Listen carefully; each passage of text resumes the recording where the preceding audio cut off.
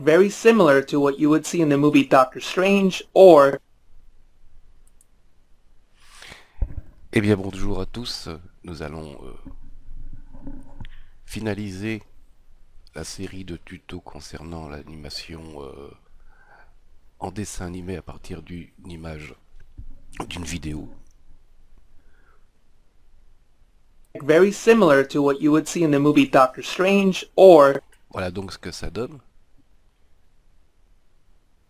Nous allons fermer ceci. Donc le film d'origine était celui-ci. very similar to what you would see in the movie Doctor Strange or Et le résultat very similar to what you would see in the movie Doctor Strange or very est celui-là. Donc nous sommes partis de la vidéo d'origine que nous avons transformée en séquence d'images. Nous avons créé un script dans Photoshop. Nous avons fait un traitement par l'eau pour que ce script s'adapte à toutes les images de la séquence. Et maintenant, je vais vous montrer comment le rentrer dans After Effects, remettre le son et l'éditer pour avoir ce résultat. On pourrait s'amuser à faire ceci par exemple dans ma séquence. Je peux partir ici sur transformer l'opacité à 0, partir par exemple sur la vidéo, voilà,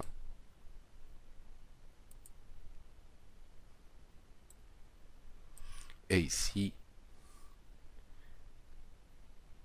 remettre l'opacité à 100% et on obtiendrait ceci par exemple qui serait un effet assez sympa sur une vidéo. very similar to what you would see in the movie Doctor Strange or Voilà. very Où l'on part de la vidéo pour passer en dessin. Bien, on va refermer tout ça.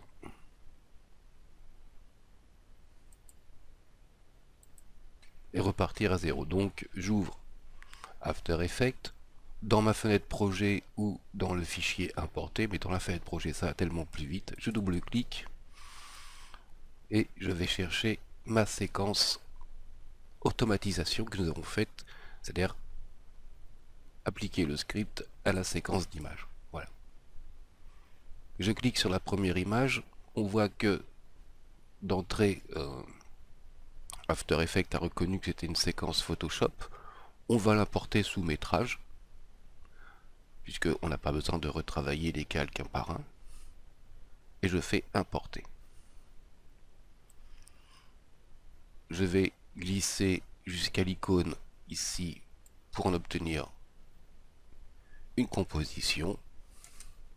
Je lance, ça fonctionne.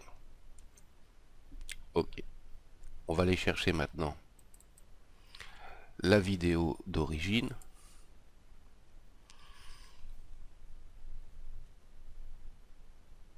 Qui s'appelle Movie. Et je fais importer en métrage également.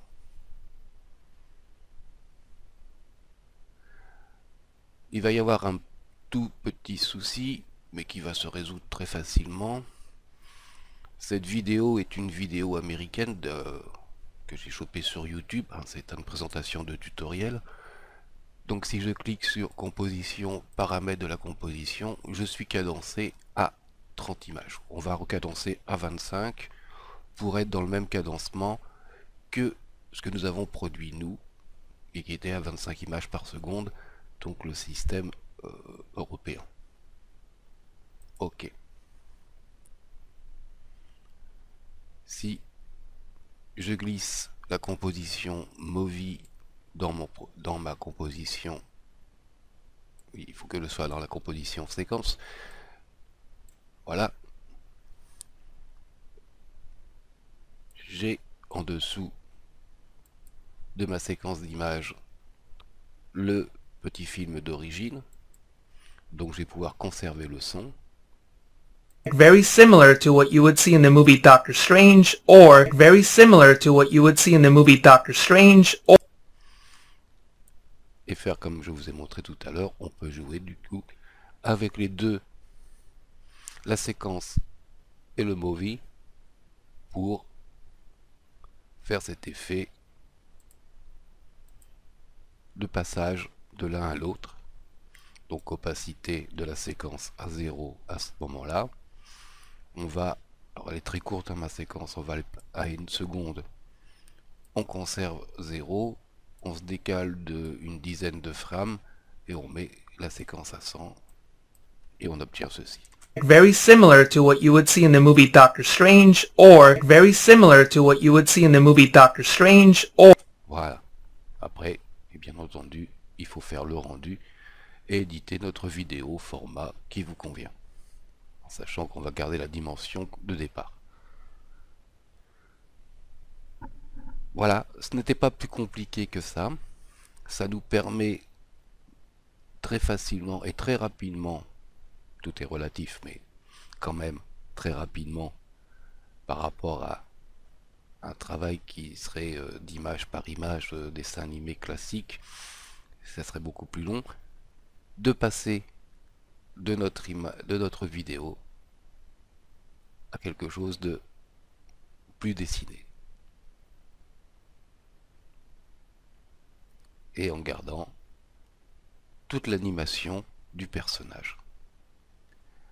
Voilà, il ne nous reste plus qu'à, pour ceux qui s'intéressent, à voir comment faire dans le Premiere. Je vous dis à bientôt pour d'autres tutos.